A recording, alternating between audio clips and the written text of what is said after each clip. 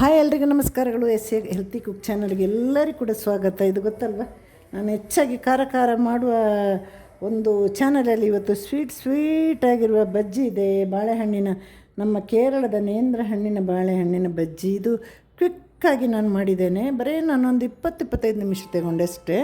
ಇದನ್ನು ಹೇಗೆ ಮಾಡೋದು ಅಂತೆಲ್ಲ ನೋಡ್ಕೊಂಡು ಬರುವ. ಬೇಗನೆ ಅತಿ ಕಡಿಮೆ ಎಣ್ಣೆಯಲ್ಲಿ ಕೂಡ ಮಾಡಿದ್ದೇನೆ. ಎಣ್ಣೆ ಕೂಡ ಕುಡ್ದಿಲ್ಲ. ನೋಡಿ ಇದು ಎಷ್ಟು ಚೆನ್ನಾಗಿ ಬಂದಿದೆ. ಹಾಗೆ ಬನ್ನಿ ನನ್ನ ಜೊತೆ ನೋಡಿ ಬರುವ. ಈ ಬಾಳೆಹಣ್ಣಿನ ಬಜ್ಜಿಗೆ ನಾನು ಇಲ್ಲಿ 3 ನೇಂದ್ರ ಬಾಳೆಹಣ್ಣು ತಗೊಂಡಿದ್ದೇನೆ. ನೇಂದ್ರ ಬಾಳೆಹಣ್ಣು ಅಂದರೆ ಎಲ್ರಿಗೂ ಗೊತ್ತಲ್ವ, ಕೇರಳದ ಬಾಳೆಹಣ್ಣು ಅಂತ. ಇದು ತುಂಬ ಹಣ್ಣಾಗಬೇಕು. ಅರ್ಧ ಹಣ್ಣಾದರೆ ಇದು ಮಾಡೋ ಹಾಗಿಲ್ಲ, ಅಷ್ಟು ಟೇಸ್ಟಿಯಾಗಿ ಬರೋದಿಲ್ಲ ಅಂತ. ಈಗ ಇದನ್ನು ಸಿಪ್ಪೆಲ್ಲ ತೆಗೆದು ನಮಗೆ ಯಾವ ಸೈಜಿಗೆ ಬೇಕಾದರೂ ಕಟ್ ಮಾಡ್ಬೋದು. ನಾನು ಈ ಥರ ಉದ್ದಾಗಿ ಕಟ್ ಮಾಡಿದ್ದೇನೆ. ಕೇರಳದಲ್ಲೆಲ್ಲ ಹೀಗೆ ಮಾಡೋದು ನೋಡಿ, ಈ ಥರ ಉದ್ದಾಗಿ ಕಟ್ ಮಾಡೋದು. ಬೇಕಂದರೆ ಇದು ಅರ್ಧ ಮಾಡಿನೂ ಕಟ್ ಮಾಡ್ಬೋದು. ಈ ಥರ ಕಟ್ ಮಾಡಿದಾಗ ಸ್ವಲ್ಪ ಎಣ್ಣೆ ಕೂಡ ಜಾಸ್ತಿ ಬೇಕಾಗುತ್ತೆ. ಈಗ ಇದಕ್ಕೆ ಮಿಕ್ಸ್ ಮಾಡುವ ಮಸಾಲೆಯನ್ನು ರೆಡಿ ಮಾಡುವ. ಇದರ ಪೇಸ್ಟ್ ಹೇಗಿರಬೇಕಂದ್ರೆ, 3/4 ಕಪ್ಪು ಕಡಲೆ ಹಿಟ್ಟು ತಗೊಂಡ್ರೆ 1/4 ಕಪ್ಪಷ್ಟು ಮೈದಾ. ಆದರೆ ಮೈದಾ ಅಷ್ಟು ಆರೋಗ್ಯಕ್ಕೆ ಒಳ್ಳೆಯದಲ್ಲ. ಹಾಗಾಗಿ ಗೋಧಿ ಹಿಟ್ಟನ್ನು ಸೇರಿಸಿದಾಗ ನಮಗೆ ಟೇಸ್ಟ್ ಕೂಡ ಸಿಗ್ತದೆ ಮತ್ತು ಆರೋಗ್ಯಕ್ಕೆ ಒಳ್ಳೆಯದಲ್ವ. ಪ್ಯೂರ್ ಗೋಧಿ ಹಿಟ್ಟು ಸೇರಿಸಿ. ಈಗ ನಾನು 3/4 ಕಪ್ಪಷ್ಟು ಕಡಲೆ ಹಿಟ್ಟನ್ನು ತಗೊಂಡಿದ್ದೇನೆ. ನಾನಿಲ್ಲಿ ಮೈದಾ ತಗೊಳ್ತಿಲ್ಲ. ನಿಮಗೆ ಮೈದಾ ಓಕೆ ಅಂದರೆ ಮೈದಾ ತಗೊಳ್ಳಿ. ಈಗ 1/4 ಕಪ್ಪಷ್ಟು ನಾನಿಲ್ಲಿ ಗೋಧಿ ಹಿಟ್ಟು ತಗೊಂಡಿದ್ದೇನೆ. 1/4 ಸ್ಪೂನಷ್ಟು ಅರಿಶಿನ ಹಾಕಿ. ಇದು ಬಣ್ಣಕ್ಕೋಸ್ಕರ ಹಾಕೋದು, ಇನ್ಯಾವುದಕ್ಕೂ ಅಲ್ಲ. ಸಿಹಿ ಜೊತೆ ಖಾರನೂ ಇರಬೇಕಲ್ವ, ಹಾಗೆ 1/4 ಸ್ಪೂನಷ್ಟು ಚಿಲ್ಲಿ ಪುಡಿ. ಇದು ನಿಮಗೆ ಬೇಕಂದರೆ ಮಾತ್ರ, ಅರಿಶಿನ ಮತ್ತು ಚಿಲ್ಲಿ ಪುಡಿ ನಿಮಗೆ ಬೇಕಂದರೆ ಮಾತ್ರ ಹಾಕಿ.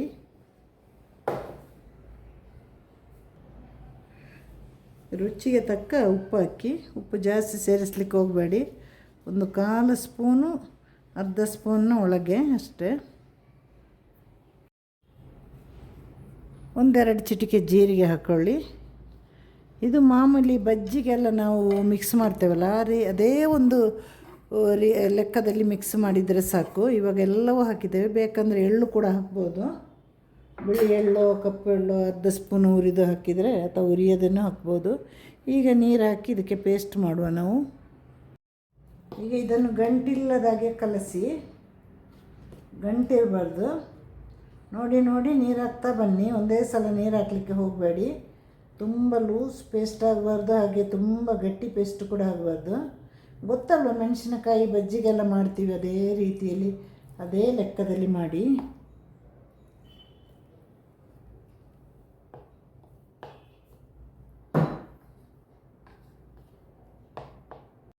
ನೋಡಿ ಈ ಥರ ಬರಬೇಕು. ನೋಡಿ ಪೇಸ್ಟ್ ಈ ರೀತಿ ಬರಬೇಕು.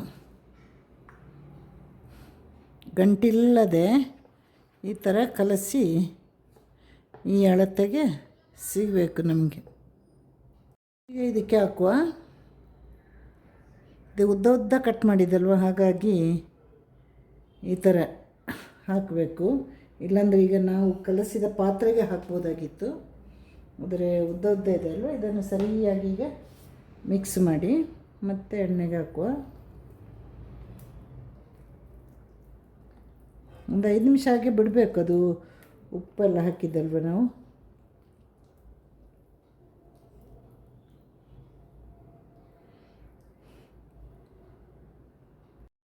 ಈಗ 5 ನಿಮಿಷ ಆಯಿತು. ಇದನ್ನು ನಾವು ಈಗ ಬಜ್ಜಿ ಮಾಡುವ.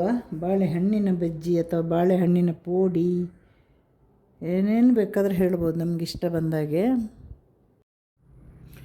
ಬಾಣಲಿ ಬಿಸಿ ಆದ ನಂತರ ಎಣ್ಣೆ ಹಾಕಿದ್ದೇನೆ.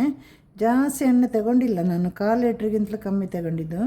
ಎಣ್ಣೆ ಬಿಸಿ ಆದಮೇಲೆ ಈಗ ಇದನ್ನು ಹಾಕಬೇಕು. ಎಣ್ಣೆ ಚೆನ್ನಾಗಿ ಬಿಸಿ ಆಗಬೇಕು, ಇಲ್ಲಾಂದರೆ ತಳ ಹಿಡಿಯುತ್ತೆ. ತುಂಬ ಎಣ್ಣೆಯಲ್ಲಿ ಡೀಪ್ ಫ್ರೈ ಮಾಡಬೇಕು ಅಂತೆಲ್ಲ ಹೇಳ್ತಾರಲ್ವ, ಹಾಗೆಲ್ಲ ಮಾಡಬೇಕಾಗಿಲ್ಲ. 1/4 ಲೀಟ್ರ್ ಎಣ್ಣೆ. ನಾನಿಲ್ಲಿ ಕೊಬ್ಬರಿ ಎಣ್ಣೆನೇ ತಗೊಂಡಿದ್ದು. ಹಾಕುವಾಗ ಒಂದು 5-6 ಪೀಸು ಒಟ್ಟೊಟ್ಟಿಗೆ ಹಾಕಿ, ಇಲ್ಲಾಂದರೆ ತುಂಬ ಅದಕ್ಕಿಂತ ಜಾಸ್ತಿ ಹಾಕಿದರೆ ಒಂದಕ್ಕೊಂದು ಅಂಟಿ ನಮಗೆ ತೆಗಿಲಿಕ್ಕೂ ಕೂಡ ಕಷ್ಟ ಆಗುತ್ತೆ. ಹೀಗೆ ಹಾಕ್ತಾ ಬನ್ನಿ ಒಂದೊಂದು ಗ್ಯಾಪ್ ಬಿಟ್ಟು.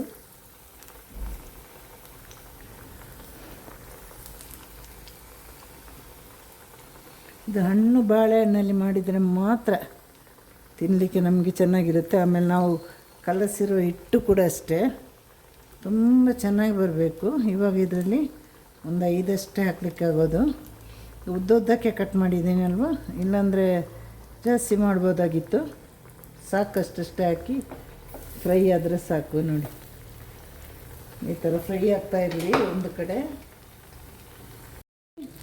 ಈ ಥರ ನೋಡಿ ನೋಡಿ ಒಂದು ಚೂರು ತಳಕ್ಕೆ ಏನಾದರೂ ಅಂಟಿದೆಯಾ, ನಾವು ಇದಕ್ಕೆ ಮಿಕ್ಸ್ ಮಾಡ್ತೇವೆ ಅಲ್ವಾ, ಆ ಒಂದು ಮಸಾಲೆ ಏನಿದೆ ಅದು ಕರೆಕ್ಟಾಗಿ ಬಂದರೆ ಆ ಕಡೆ ನೀರು ಆಗಬಾರ್ದು, ಈ ಕಡೆ ಗಟ್ಟಿನೂ ಆಗಬಾರ್ದು. ಆಮೇಲೆ ಇದೆಲ್ಲ ಹೈ ಫ್ಲೇಮಲ್ಲಿ ಇಟ್ಟು ಮಾಡೋದು, ಎಲ್ಲರಿಗೂ ಗೊತ್ತಿದೆ ಅದು. ಹಾಗೆ ಎಣ್ಣೆನೂ ಕುಡಿಯೋದಿಲ್ಲ ಹೈ ಫ್ಲೇಮಲ್ಲಿ ಇಟ್ಟು ಮಾಡಿದರೆ. ಎರಡು ಕಡೆಯೂ ಕೂಡ ಈಗ ಚೆನ್ನಾಗಿ ಫ್ರೈ ಆಗಲಿ. ನೋಡಿ ಈ ಥರ ಒಂದು ಕಲರಿಗೆ, ಬ್ರೌನ್ ಕಲರಿಗೆ ಬಂದರೆ ಸಾಕು.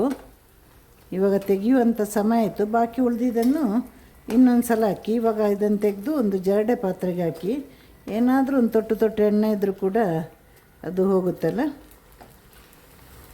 ಕೊಬ್ಬರಿ ಎಣ್ಣೆ ಆರೋಗ್ಯಕ್ಕೆ ಒಳ್ಳೆಯದು ಅಂತ ಹೇಳ್ತಾರೆ, ಆದರೆ ಎಲ್ಲವನ್ನು ಕೂಡ ಮಿತವಾಗಿ ಬಳಸಬೇಕು. ಈಗ ನೋಡಿ ಏನಾದರೂ ಒಂಚೂರು ಎಣ್ಣೆ ಕುಡ್ದಿದೆಯಾ ನೋಡಿ, ನಾವು ಎಷ್ಟು ಎಣ್ಣೆ ಹಾಕಿದ್ದೇವೆ ಅಷ್ಟು ಎಣ್ಣೆ ಕೂಡ ಇದೆ. ಅದು ಮಸಾಲೆ ಕರೆಕ್ಟ್ ಆದರೆ ಅದರಲ್ಲೂ ನಾವು ಮತ್ತು ಇನ್ನೊಂದು ಸ್ಪೆಷಲ್ ಅಂದರೆ ಗೋಧಿ ಹಿಟ್ಟು ಹಾಕಿದ್ದಲ್ವ.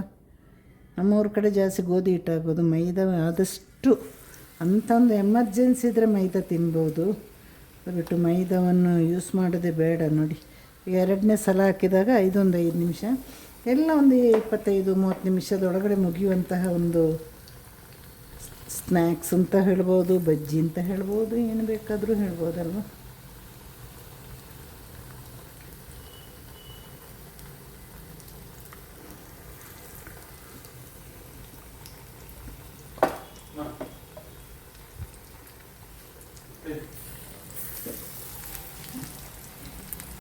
ಈಗ 2ನೇ ಸಲ ಹಾಕಿದ್ದು ಕೂಡ ತೆಗೆಯುವ ಟೈಮ್ ಆಯಿತು. ಥರ ಬ್ರೌನ್ ಬಂದ ತಕ್ಷಣ ತೆಗಿಬೇಕದು. ನೋಡಿ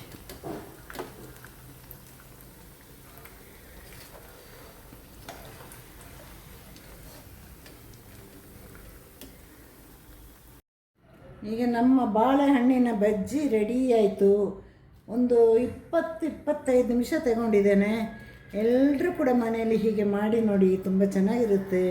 ಸಂಜೆ ಟೀ ಕಾಫಿಗೆ ಇದೆಲ್ಲ ಹೋಟ್ಲಲ್ಲಿ ಹೋಗಿ ತಿನ್ನಬೇಕಂದ್ರೆ ನಿಮಗೆ ಎಷ್ಟು ರೇಟ್ ಆಗ್ತದೆ ಗೊತ್ತಾ. ನಮ್ಮೂರ ಕಡೆಲ್ಲ ಈಗ 40 ರೂಪಾಯಿ ಬಾಳೆಹಣ್ಣು.